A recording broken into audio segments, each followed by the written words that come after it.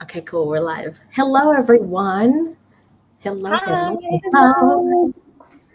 Welcome to the City of Brass live show. This is the May, yes, last month was May. May pick for the Night Court Buddy Read. And what a pick. Let me tell you, what a pick. Thank you, ladies, for joining me in to talk about City of Brass. Joanna, you want to go first? Introduce yourselves. Yes. Hi, everyone. I'm Joanna from the channel Joanna Sosa. I love to read fantasy more than anything. I try to read other things, but not always successful. And yeah, I love City of Brass. This is a reread for me, and it was such a good idea to reread them. So yes, that's all I'm going to say for You now. read it through audiobooks, right? Yes, which I highly recommend because I was mispronouncing everything until she was telling me how to say it. Hi, I'm Abby from the channel Abby Salter. I, as well, predominantly read fantasy, but occasionally attempt to branch out like Joanna, sometimes successfully, sometimes not so successfully. And this is my third time reading City of Brass, and I did not plan to reread it, but it just happened. So the first times I read it physically, so I read it twice physically, and this third time I listened to the audiobook. You did a lot of obviously. You did a lot of puzzles. I did a lot. Wow, that was a lot. Yeah, and I listened to this for quite a few for some of them. But yeah, I love this obviously because I've now read it 3 times. Yeah. So hi, my name is Ali. I am from the channel Kisty Reads. I also read a lot of fantasy, mostly. I love it. But I also branch out into like nonfiction and other things. And this was my first time reading City of Brass, so it was very exciting for me. I got to figure out and like finally understand what all the hype was about. And obviously you're on my channel, hello. And this was my first time reading City of Brass as well. And guys, what a time. It's such a good read.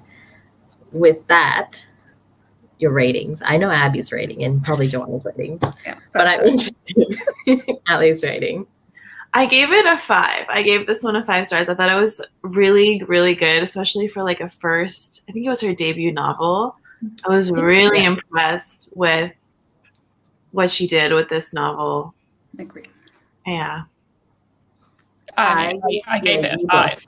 Stars, yeah. I gave it a 5 with the caveat that I think it is the weakest book in the series. Oh. Okay. That I think the other 2 books are a higher 5, if that makes sense. Which one is your favorite in the series? Because I haven't read the last one yet. I don't know between 2 and 3. I'll let you know after I've reread them. Okay. Wait, Joanna, you haven't read the 3rd book before? No, this is why I'm rereading them here so that I can finally finish out the series. That's awesome. Yeah. I gave it 4.75 stars just because I loved it. I really, really do. I loved everything about it. It's just wasn't quite my favorite. That's why it's not the 5-star. But I was just telling Joanna before that it might change. Like when I read the 2nd and 3rd book, it might change. And like the more I think about it, it probably might change. Probably like when we're talking right now about everything, it might change. So you never know. And with that, second one, but I like this more. Yeah. Still, the first book, the City of Brass. Yeah, I like City of Brass more than Kingdom of Copper. And I haven't read the 3rd book yet, so we'll see. All right, non-spoiler thoughts first. Joanna can go first. Okay, non-spoiler. I think what really won me over the first time and also this time is just the atmosphere. Because I don't know, there's just something about this desert fantasy where it feels so cozy and so warm, obviously. And with all the food and the colors they describe, I feel like that is just such a strong aspect of this book. And what you were saying, Ali, this is her first book, a debut novel, and to create this rich world and with all the djinn and the ifrit and all these things, like it's complicated, it's complex, but it also feels warm and cozy, and the characters are also so great. So for me, it was everything that I enjoy in a book. I'm not a plot-driven reader, so I would think though that maybe someone who is plot-driven would find this a bit slow.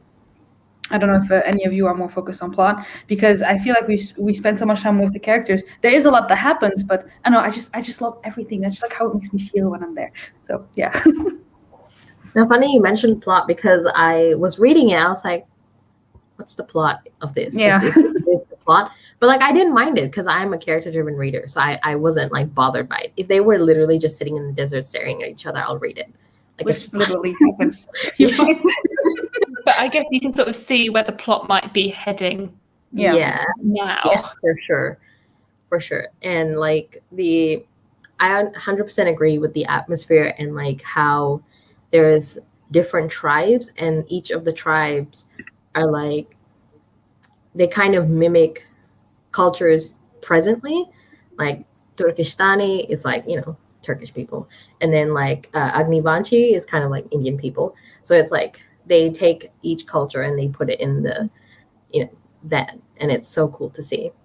Yeah, I really liked although complex, but like the magic system and the world with the different politicking between each of the different tribes. Like that was the strength. And I think you get that more as the series goes on. You get more of the politics and more of the city of Daevabad and like the struggles that are going on there, and like how that's navigated by Nari coming in as a human girl, with Ali as well, having been raised there, and sort of how you experience the world through their eyes.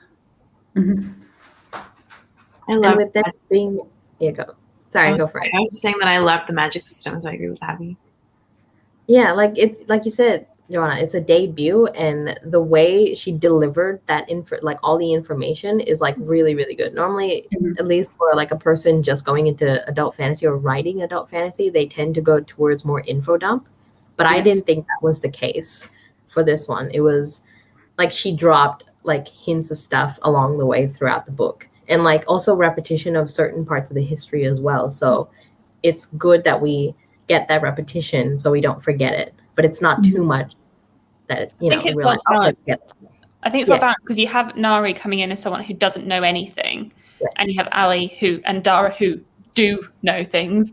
So it's the balance between the characters and what they know about the world already.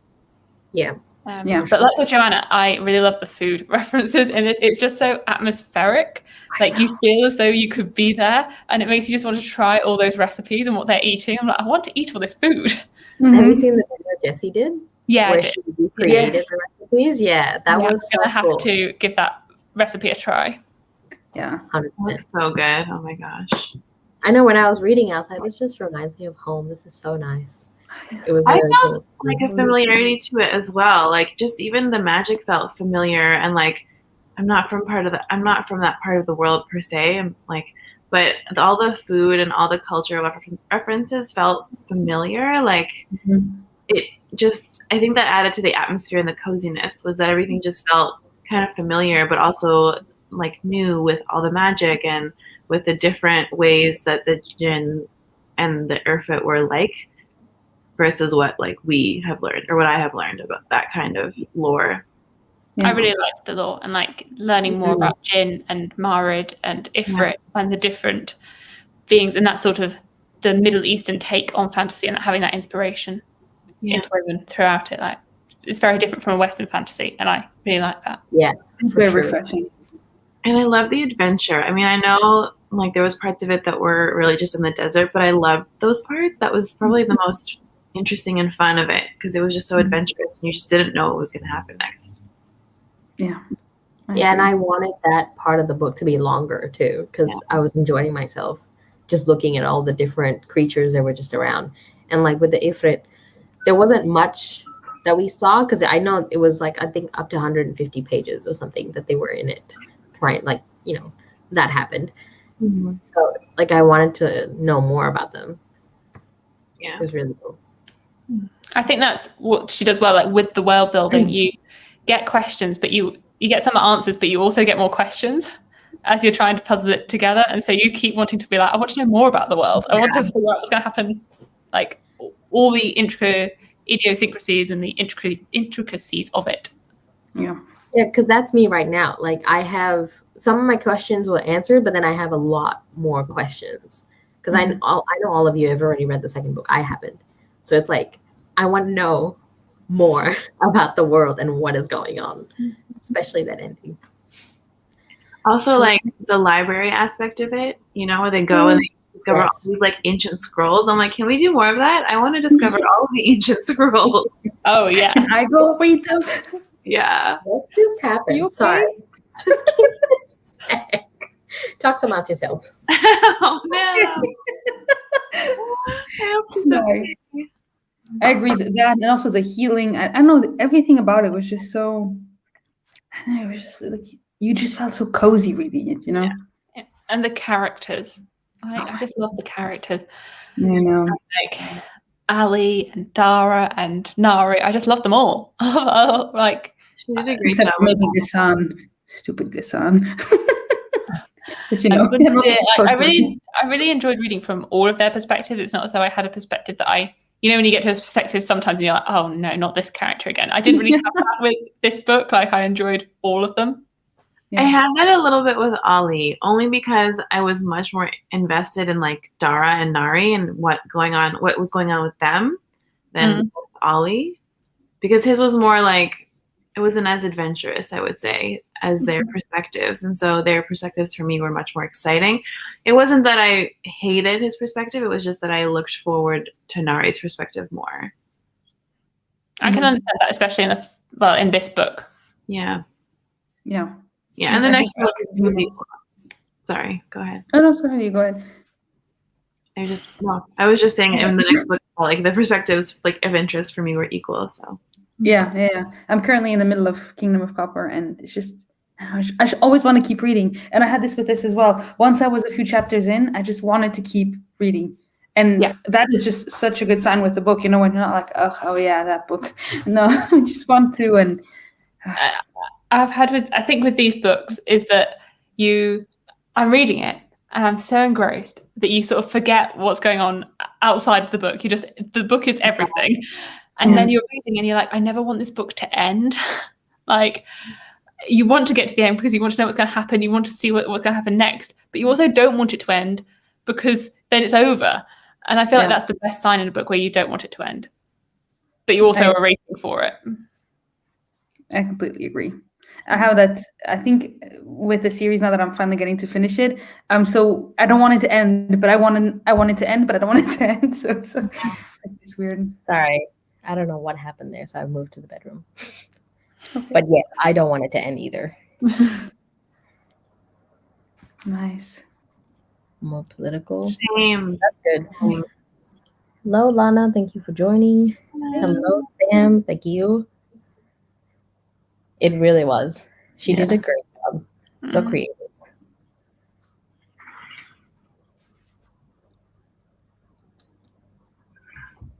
More Casey, more disappointed. Yeah, I agree. Yes. Sam.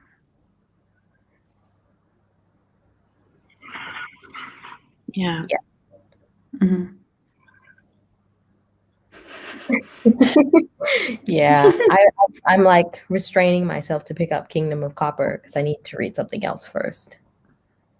Yeah. Okay. We'll go into spoiler chats now. So if anyone hasn't read City of Brass, which I highly doubt because I think all of you have read now, at least from what the comments are like, we'll go into spoilers. So my first question is, who's your favorite character and why? Ali Zaid Al-Qahtani. That's it. I just love him. I love him so much. He's such a sweet cinnamon roll, and he just tries his best. And sometimes he's so naive, and he doesn't see things, and he's just like, "But no!" And then it's like it explodes in his face. He's like, "Damn it!" You know. And I just love him and how sweet he is. And I don't know. I just love him so much. And he's a very interesting character. He's a very interesting character because he kind of doesn't know what he wants. He's like in between two things, but he acts like he doesn't like the Devas, but then he wants equality for everyone. Yeah. So he's a bit like up and down. What about you, Abby? I think my favorite is Nari. I mean, I like them all, but I think Nari is my favorite out of them. I don't know. I just enjoyed her perspective and seeing her like discovering the world and discovering her magic and like her perspective just throughout. What about you, Ali? It's a good character. I'm having a hard time. I really enjoyed Nari because I felt like there were certain aspects to her that I could relate to. And then, but I also really enjoyed Dara because I love that like tortured, morally gray character that is like just very morally gray. I love those characters. So it's really hard to choose. Probably one of those two. For me, I actually don't have a favorite, which is really. I mean, it's a very hard question, Vish. I was like, you're making me pick a favorite. You can don't have one. Like I don't really have one. You forced me to pick one. Yeah. This is a very unfair question. Okay, but I will choose Muntandir because he's the only one who knows what he wants and knows who he is. Like Dara, yes, he's set in his ways, but I can see that potential for change. And also, the next question was, who is your least favorite character? And mine was Dara because I don't like him. Because he's Johanna, because I know she doesn't like him either. Yeah, he's a bit annoying. Yeah, but I love it. My mom likes Dara as well, and I was like, how, mom? Ugh, well, tell me what you don't like about him. I'm like, I want to have this discussion because you're both just like okay. It's so hard. So he's very set in his ways, for sure, and he's an asshole. But he's also sweet at the same time, but only to his people and not for everyone else. And it's so hard to articulate my thoughts about Dara. It's just kind of like, yeah, I don't like you. I don't like your vibe. That's a little bit of that.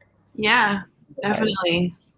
Very great. I will say my dislike of Dara is specific to City of Brass because I don't want to enter in any territory for the next books. But even though I don't, in Kingdom of Copper, I had forgotten almost everything about the book. I'm now halfway through, and then I just remember that parts of it he was really annoying. And it's what you were saying. He likes his people, and he will protect his people, which is okay. I can understand that, but that's what I love about Ali, where even though he's like a little bit lost in his ways and he doesn't know exactly how to do things, he does want things for everyone to be good, and he tries to make Daevabad a good place for everyone who lives there, and not just his people.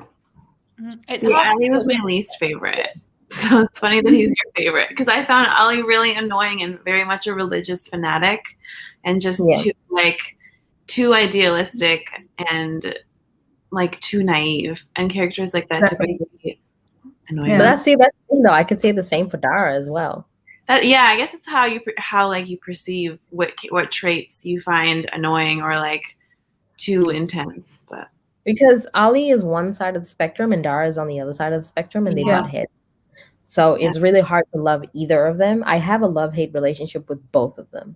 Like, I want to love them, but then the things that they do and the things that they say annoy me. Yeah. So hard. I have to agree with that. There's times where I really loved Ali in the later books, but in City of Brass, I couldn't stand him.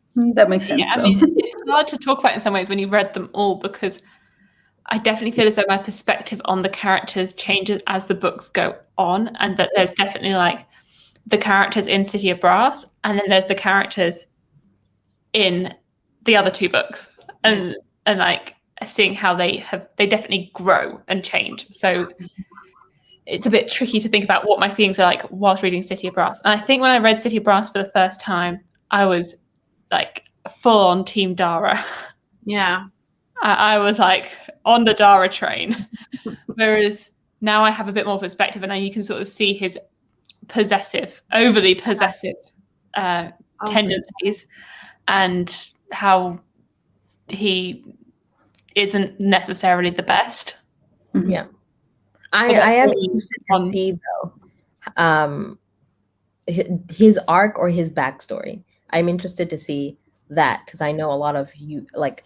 Who's read all the series, like all the books, they love Dara because of what they learn about him. So I'm interested to see what happens. We'll definitely revisit this question when we've all read all three. Jamshid is also a potential. He's a potential. We didn't see a lot of him, but he's definitely a potential. Yeah. You'll get more Jamshid. Yeah. Okay. Do we get his perspective? I don't think so. Okay. No, but you'll enjoy what you get, though, I think. I mean, that There were ending. so many Jamshid fans. Yeah. Yeah. I mean, he was the only kind of guy who would like do anything for like the person he's loyal to. Also, I have this theory. I don't know if this is gonna be right. No one tell me if it is right. Jamshid and Muntandir. Is that a thing? I was like, I love how you did in your face, Joanna. She's like, I don't have poker face, so I have to But, hide. like, this is my theory. I feel like they will have a thing, and I want that to happen. So we'll see. And that is it. We'll see. I want that to happen for you. Hmm? I said I want that to happen for you.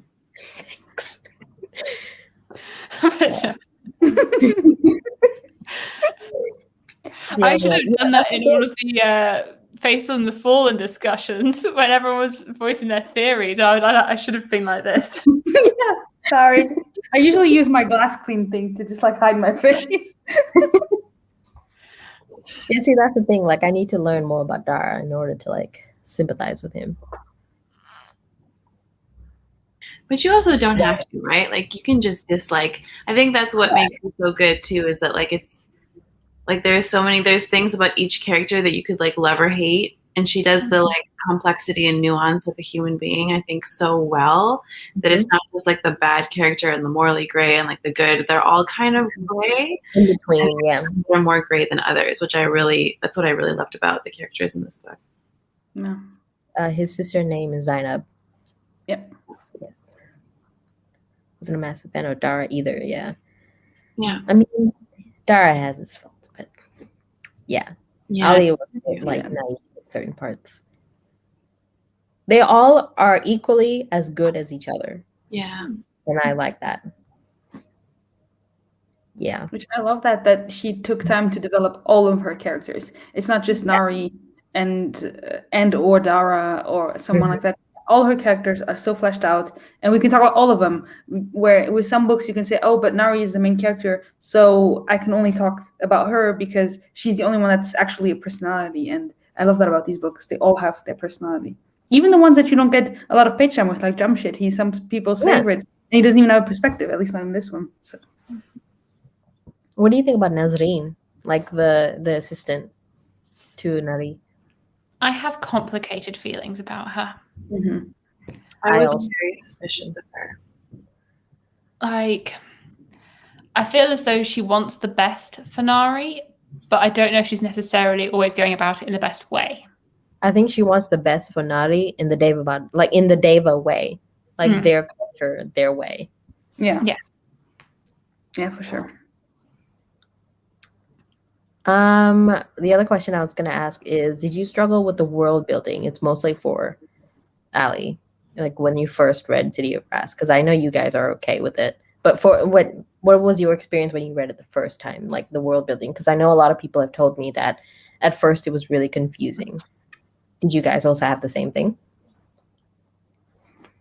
I think I found it confusing to begin with. When I first read it, I definitely was like, it took a little while for it to click into place. But then it does click, but it's not spoon-fed to you. Mm-hmm. Yeah. Because you have the Jinn, the Devas, the Ifrit, the Marid. You have so many things, and you're like, wait, what's what? I had to check the glossary like back and forth, which is nice. I actually like a glossary because it's cool. I don't think I had a problem with it. I'm like trying to think, was it ever confusing? But I think the names like made sense, and I just associated like visuals to all the names so that it made sense. Yeah. I think the struggle for me was not to get all the answers at once, because obviously with the world building, it's not like fully done in the first book. It's going to continue on to Kingdom of Copper and Empire of Gold. So it's not going to be in that one book. So that's the only thing that I struggle a little bit with. Like, I want more to the whole picture. I want more puzzle pieces. I don't mind books like that. Some of my favorite books, like you have no idea what's happening for like the first 50-something like percent of it.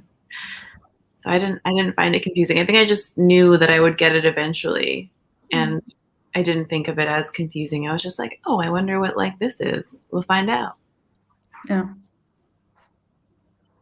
Hello, Christine. Also, happy birthday. And thank you for waking up at 6 a.m. Oh, happy birthday. That is early. Yeah. Sorry, I was just thinking about 6 a.m. and that just 6 a.m. on a Sunday. Yeah, I'm sorry, Christine. But thank you. She really wanted to be here to discuss the usual level of confusion that I tend to experience at the beginning of fantasy. But yeah, that was normal. Because I don't know if it would be good for people that have never read a fantasy book before. Yeah, I don't think that's a good place to I start. wouldn't put it as like a beginner to fantasy, maybe more intermediate. Yeah. I think if you wanted to have a similar experience as this one, but easier to get into if you knew the fantasy, it's the what's it called, Empire of Sand book. It gives very similar vibes, but it's much easier to understand. So if this was too overwhelming for someone, I think that one's a good point to start with. That's a good point, Abby. Yeah. Listening to audiobook while reading really helped me with the pronunciations. Highly recommend. Yeah. I started to listen to audiobooks, and then because I read it first and I was like, oh, let's listen to the audiobook. But what I was pronouncing in my head matched with the audiobook. So I was like, okay, fine, I'll just continue. So that's fine. Yes. Thank you for being here. Yeah. I do love a glossary in a fantasy book. Yeah, me too. I like to go back and forth. It's like a textbook, but it's a fun textbook.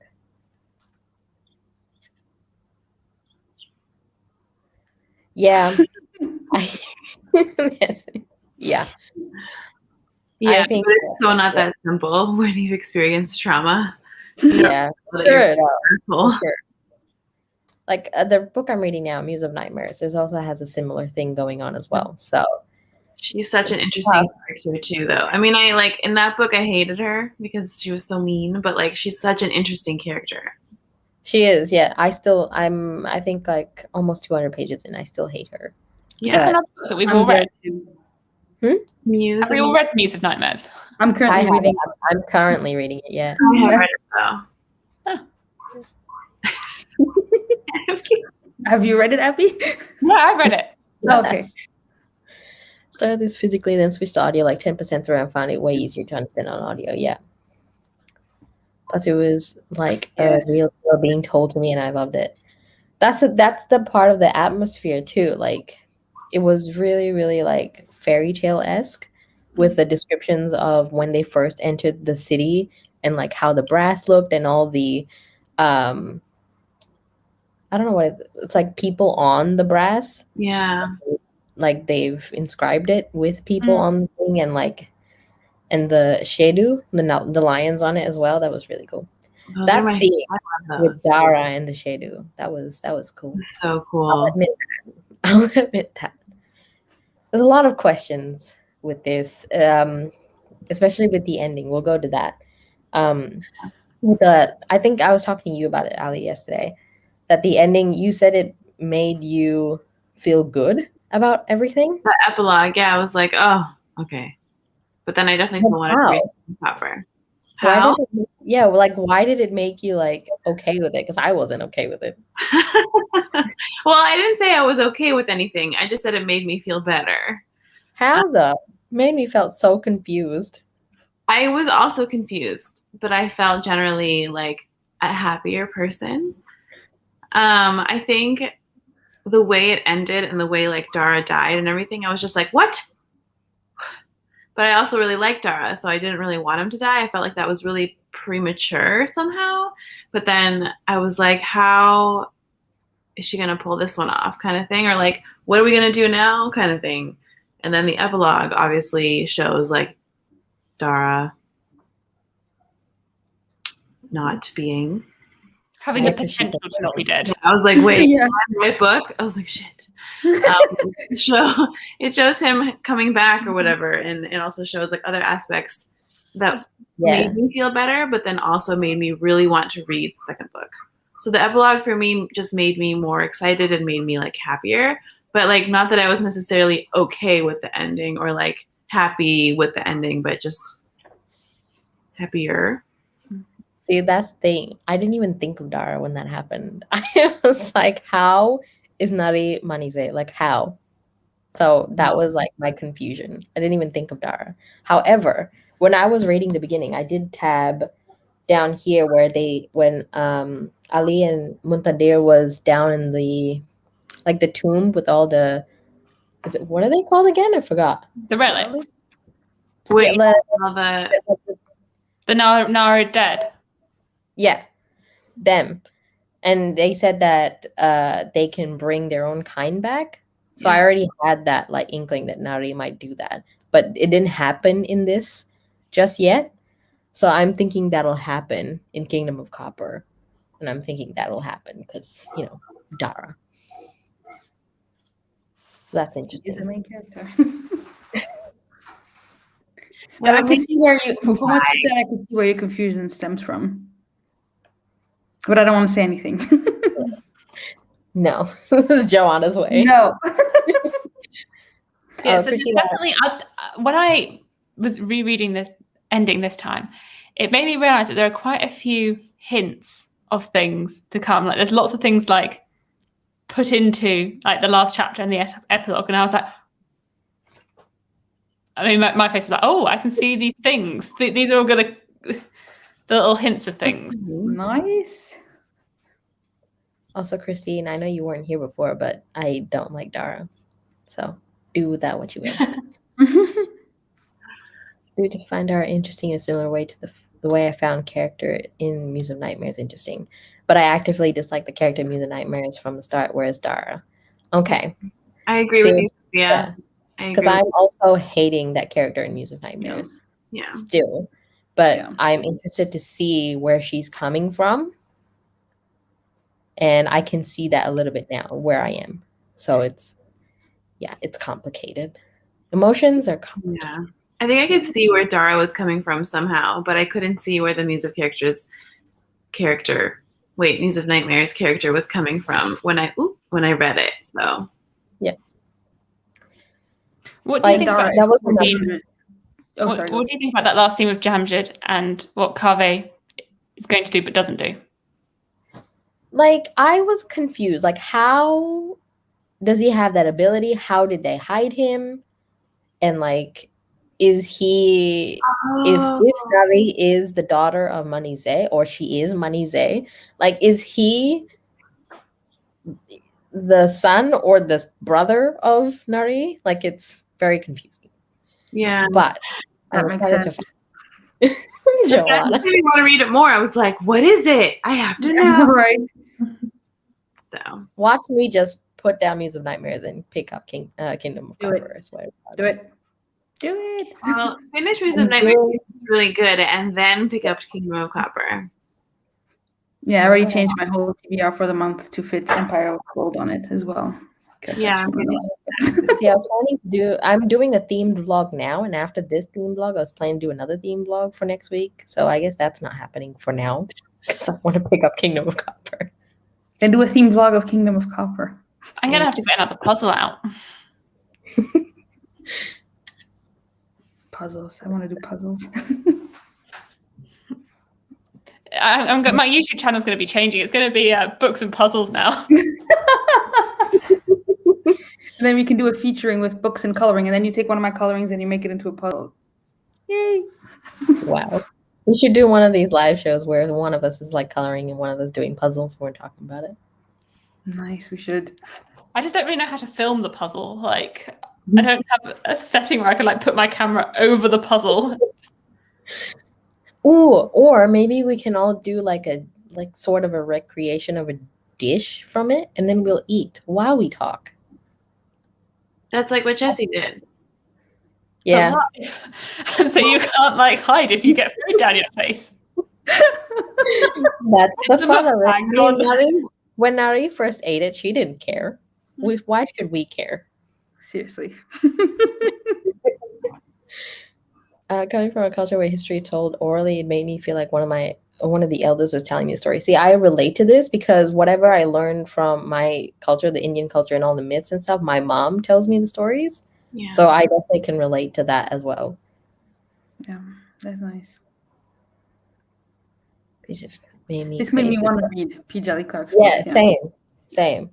I definitely agree with Sam that I got the same vibes from the Cairo novellas from P. Jelly Clark.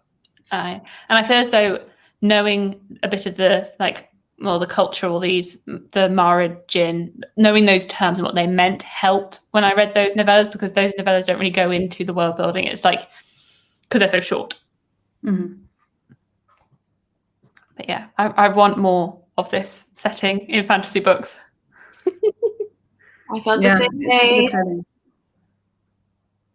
way. He must be redeemed. Yeah, I mean, yeah. That's the thing, though. It's like love-hate relationship with all these characters. Yeah. Except Josh Mid, except him. Yeah. Because he's all the shit. Yeah. Doesn't know any better. Like, he's literally been dead this whole time, so I'm giving him the benefit of the doubt. Yeah. Yeah, I can see that. I'll give him that. He's an 80-year-old man that doesn't know better. I mean, he's a bit older than 100-year-old man. Yeah, you guys know what I mean. Yes. Yeah, sorry. I've died always. Oh man. Yes. Oh, check out the bookish mom, Christine. She did a recreation of the dishes. It made me so hungry. I'm thinking about I'm getting hungry. And it was vegan. I was like, this is perfect. I can actually make it and eat it. I'll leave this right there if he gets any flack. I think he does. Yeah, I think Nari is angry at both of them for making her be in that situation, but she can't help her feelings for both of them. Really interesting. It's all really great. Sorry, I was reading one of the comments and I was like, oh, the sweets. What way? Read. I got a little excited there, Vish. I'm sorry. Wait, sorry? I said I got a little excited when I saw her comment. I'm sorry.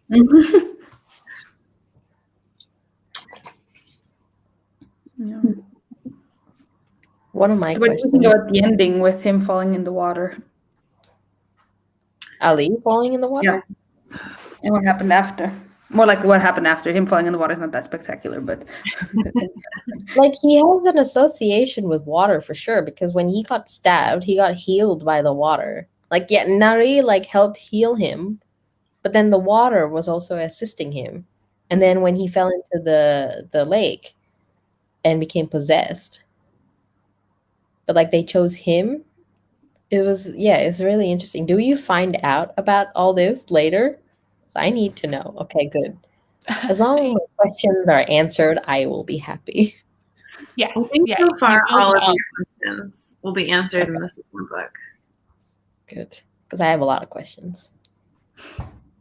Yeah, it kind of ends and you're like, wait, what just happened? But it's really cool. Like a lot of questions were answered, and also a lot of questions were raised. Yeah. Like, imagine if you're standing there and then all of a sudden this dude comes out of the water with tentacles on him and what was it, shells and stuff, and you're like, what is wrong? Yeah. And crocodile teeth just on the shoulder. Yeah. So weird. It's not a good look. And he also had the Suleiman mark. Oh yeah. As well. But how can he have the Suleiman mark when his dad has it? But then the Marid gave it to him. Because that's what happened. You know? Abby, you also need to do this. Yeah, I'm just smiling I just have a lot of questions. I'll stop asking questions because nothing's gonna get answered here. No. I think everyone's just gonna give you their best look. But the thing is, I want you to keep theorizing because I love hearing people's theories. But I'm also I do have a lot of theories, as you can see. I just want to see what plays out. The audience, that's for sure. But Nari is pissed at Ali. Yeah, exactly. Okay, good. Yes. The second book is a favorite of the trilogy. I think that's what my mom said as well. I was talking to her today, and she said the second was her favorite. She was a bit disappointed with the third because Oh no. How Yeah. dare she? I know. That makes me scared to read it. No, I know, but the that reason one's she gave amazing. me, yeah, but the reason she gave me was that she wanted more for Dara, but I don't know what that means. Okay. But Okay. that's what she said. She wanted more for Dara because she loves Since we Dara. don't care about Dara, we'll be fine. The thing is, I do Yeah, care about Dara. Like, I can see that, but it's very hard to talk about it. Yeah, no, it's fine. Hmm. Mom spouts out all the stuff. So I don't get it, Mom. I don't get it, but okay. I just love that your mom has read them. Her mom's read everything. My mom has read everything. Name a She book. has. She's read it. You need to keep practicing and say, oh, that's an interesting theory. Then you get to be excited with them. We give nothing away. Yeah.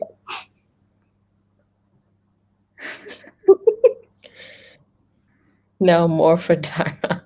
Hide your face. That as well. See? I don't seem so Yeah, ridiculous with my little thing now. What's the guy that's in Pan's Labyrinth? How does he have his face? Is that like that? Well, you don't want to recreate that.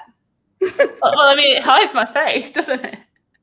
Yeah, but it scares me. Oh man. Okay. The big thing that goes on in I don't know if it's a whole of the series, but so far in the first book is that the Devas versus the Jinn versus the Shafit.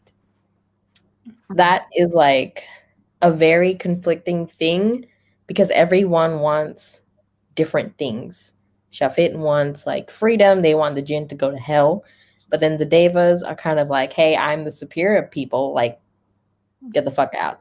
And then the Jinn, like Ali's people, like they want to please the Devas, but they also want they want to please the Devas by treating the Shafit like that. But I don't know if they really want to. Like the king, he's not necessarily evil because I remember from the book, he was saying how like he just needs to do it just to keep peace and not that he wants to do it or he feels that way. I think there's a very complicated history between all those different warring factions within the city and like their relationships and how they deal with it, especially with like Suleiman as well, and like how the Devas lost their power or what they were before Suleiman and the Devas now with the Ifrit, and like what this means with the city and like the different battles that have gone on throughout history, like the Dara's history as well. From that was 2000, was that 1,000 years ago? 2,000 years before now? I think it's 2,000, yeah. Yeah, that and how that still has an impact on the politics today. So it definitely continues as the series goes on because I'd say the second book is very political. Yeah. Okay. And that's where the focus is. And I feel like I've never really read a book with this much conflict of emotions and so much like warring factions within. So I haven't read it so far, but I probably think you guys have. But it's a really interesting thing to see. Mm-hmm. Yeah, it is. And you can see different people's point of view. And then, of course, you can start empathizing with the one point of view and the other. And then you still see how it's not compatible, or it doesn't seem to be compatible, at least. So very interesting. Yeah, and it's interesting how you have like the Devas and their sort of superiority complex and how they view themselves as pure or whatever. And then with Nari being Shafit and like the Jinn as well, and like they're sort of they think they're pure as well, like the Jinn. And what they do to the Shafit and how they have, I don't know, like brought those people down, even though they are responsible for having not created them, but like they're responsible for them. Yeah, it's just really weird. Like you sympathize with the Devas because their whole clan was like being killed, but then you also sympathize with the Shafit because they're being killed. Yeah. And then but then the Jinns, they were just there. Am I right? Like they are the one that did the killing of the Devas. Yes. The whole war started between the Jinn and the Devas. And the Jinn came in to protect the Shafit. Yes, but now they're treating the Shafit like in the same way. Yeah. And just to give peace to Devas, because like that's what they had. That's how they treat Shafit, and to keep the peace. That's how everyone treats Shafits.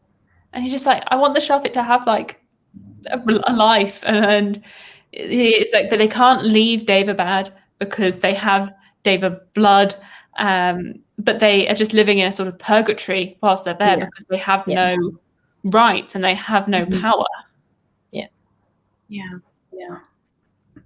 Yeah, that's just really sad. And then when Ali goes for the first time and sees the things that are happening, and he doesn't really, for him it's like, wait, what? And I think that's something I love seeing in books. It's like the how you can manipulate others into closing your eyes. And I mean, we can go back to 1930, 1940, and how people are like, these things weren't happening here in Europe. And you're like, well, yeah, they were. But if you can just manipulate people well enough, then sometimes they can just be complacent and they believe you. And sometimes it's easy to believe that these horrifying things aren't happening because how could we do this, to each other, even though it is exactly what's happening. And I love seeing that in this book and also in the sequel. And the tricky thing for Ali as well, knowing that his money, well, his original belief, thinking, oh, my money's just going to help the people, it's not funding their weapons. And then like realizing that it's funding weapons, but it's also funding the orphanages. And so it's how he struggles with that and knowing what he's supporting. Yeah, I love that. And he struggles with trying to be loyal to his family and also trying to do right by the Shafit as well. Yeah. I think that's why I like his character so much, because it is also through him that we get to see all these things. And I don't know, I like the way that we get to start questioning things through Ali's point of view. And I think that's maybe why the first time I read it, I loved it so much, and now it just stuck that I like him. Yeah. Like whoever's point of view you're on, you think they're right. And then when you switch to the other point of view, you're like, oh no, it's kind of conflicting emotions. And that's what I love about this series. The conflicting emotions is great, because I love being conflicted. And seeing as well, like how the Deva people like worship Dara and how they have their opinions on him versus the opinions of the Katanis and how they see him. And like the different image that he has for different people within the series. Yep. Because for a lot of people, he's like history made manifest. Well, he's like a hero, right? He's like a historical hero. And for others, the bottom line is everyone has killed for pure bloodness. That's essentially what everything is about. Nothing to do with normal things, just pure blood. And who has the right to be there? Yeah, like Christine says, like it's all about power and who holds the city, because the city is source for the people. I don't know if we're gonna travel out of Daevabad, but I would like to see the other places as well. I don't know if we will, but that would be cool to see. Empathetic and compassionate about the Shafid, that's one of his best qualities for sure. That's why I really like him as well. I feel as though he was always trying, he wanted to do good. Sometimes very naively, but he wanted to be good. Yeah. I think in everyone's head, all of them wanted to do good, but instead they did more harm. Yeah. It's very I love what you said, Abby, with the money that he was, he thought he was funding one thing, but then, and I don't know, it just reminds me of sometimes when you think, okay, you're giving money to this, and then you have no idea what it's actually, and this is money, it can be time, it can be anything, and how things aren't always black and white. And you may think, okay, I want to support this, but only this side of this cause, but you can't, once you put something in, it goes, and you lose kind of control over it. And I just really like those, thinking about that. And it's kind of like also reflective in real life. Like if you want to support a cause, you can't just support one part of it. You got to support the whole part of it. Yeah. If not, that's not really supporting the cause. Exactly. Yeah, exactly. They all want to do good because it's for the people, but no one is working together to compromise. Yeah. And I feel as though Nari does play a role in that because she is a Sharfit Deva, and so she's kind of like in the middle of everything. Yeah. Something I loved about. Oh, sorry, go for it. No. I was gonna say with the ending, with her being Manize, that's gonna change a lot of things. Because if she is Manize, then she would be Deva, and she would have to be in that faction. And she didn't get to choose to be in that faction. She just wants to be independent. So it's just gonna change everything. You were saying? Yeah, what I was gonna say is something I really liked is when she started to, they were like, okay, you are now our Banu Nahida, you're gonna be the healer, and she wasn't good at it immediately, and she really struggled, and I love that because you're just like, okay, this is who I am, and therefore I am good at it, you know, the stereotypical lucky novice trope, and I really love that it wasn't like that she struggled, and there were moments where she killed people because she didn't know what to do, and that was just seeing her handle that, where in the human world she could heal people and she was good at it, and then she comes here and she's like, crap, you know, and just seeing her handle that was also really cool to see. Yeah, my favorite thing about Nari, when she realizes that yes, she can't do it, but she goes out and she does it 100 times to perfect it because she wants to do it. So she wants to be better at it, and no one's going to tell her how to be better at it than her. So she does it her own way instead of following everyone else's way. That's what I really love about Nari. I also love that she wanted to be a healer. Like this whole time, that's what she wanted to do, but she didn't know that she was, or that was in her blood, which might have just been like the author giving us a hint. But I really enjoyed that the character like wanted to do that and then had the like innate skills to do that as well. Mm-hmm.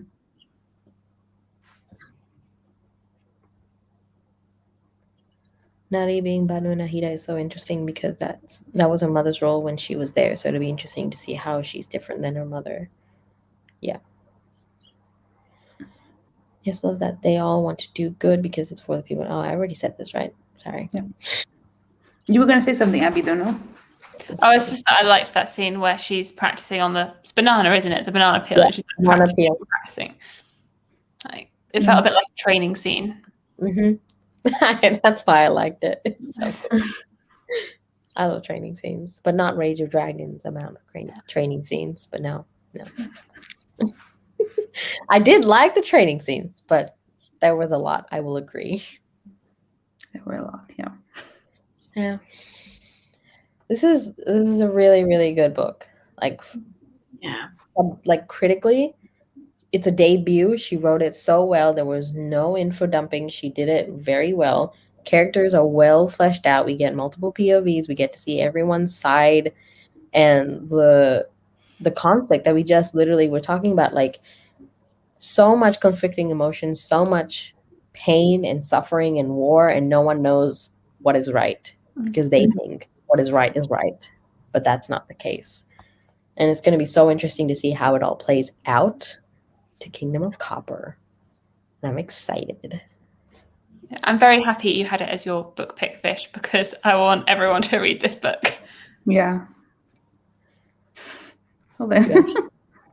They actually do. I practice stitching on bananas, and it's because it mimics human skin. It's either banana peels or pig skin because it's very close to human skin. Wow. So, yeah. Because you think human skin is like tough to get it through, but because bananas peel is like soft, that's how skin is. So it's just okay. I think we need to change the topic. Sorry. The next time you do that, I'm gonna really be thinking about it. Sorry. That's so weirdo. So instead of the Shrek thing, like ogres are like onions, it's humans are like bananas.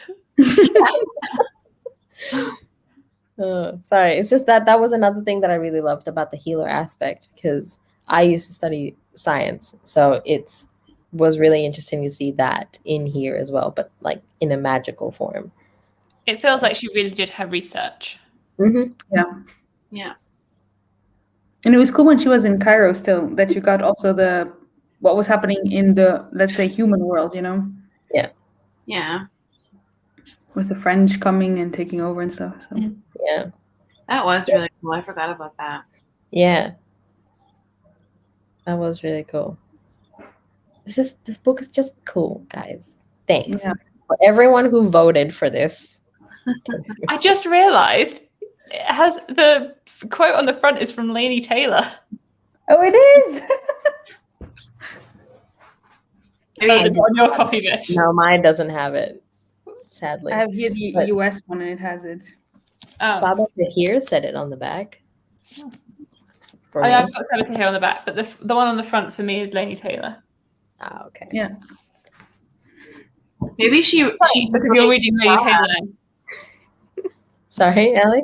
I just said maybe she enjoyed Dara. Maybe she did. Oh. I'm excited to see how you guys like Mrs. Nightmares though, because I really like that one a lot more.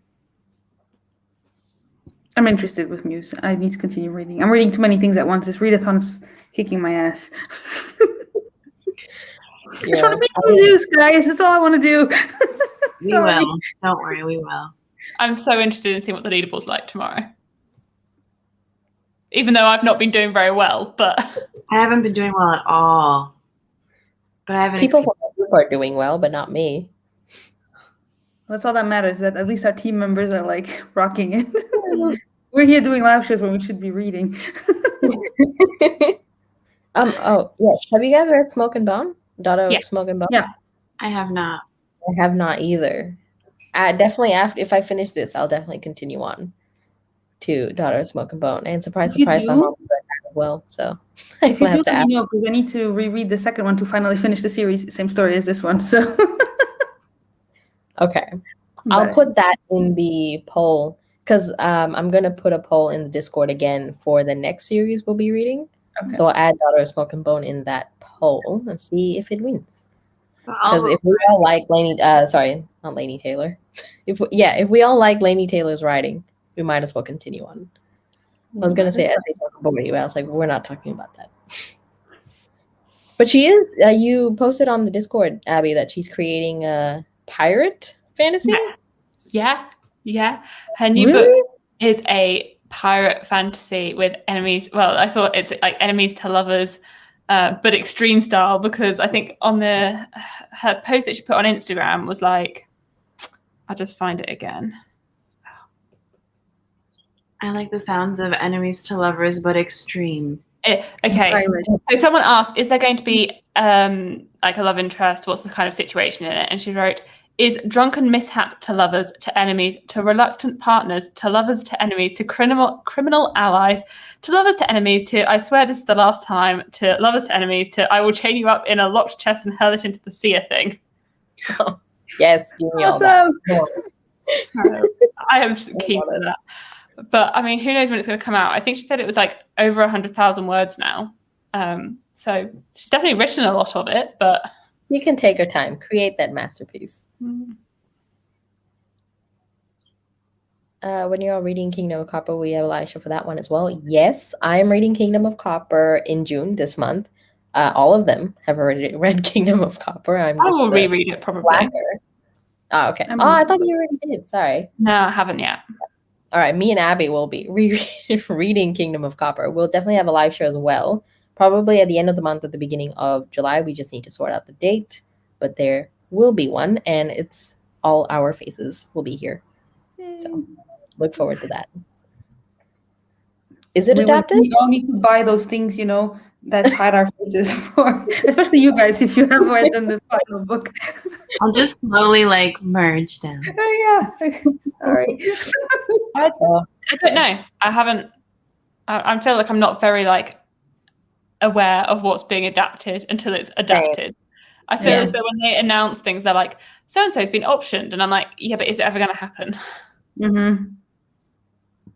Happens way too much, and they're like, no. Recently, unless S.A. Chakraborty herself said it's going to be on Netflix, then yes, I will agree. Not the best ending to me. Okay. I can't remember. I read it 2014, 15, so many years ago. Yeah. I'll definitely add it to the poll so we can see. And if we all pick it, then yeah, we can rate it. My poll is a bit of a mix with sci-fi, middle grade, young adult fantasy, and adult fantasy. So I'll replace the young adult fantasy with. Is it young adult? Daughter and Smoking Bone, or adult? It's often adult here in the UK, but I feel like it might. I thought it was Well, young so- adult in the US. All right, I'll put in the adult section. Either way, it's going on there. Okay. Any last thoughts, ladies?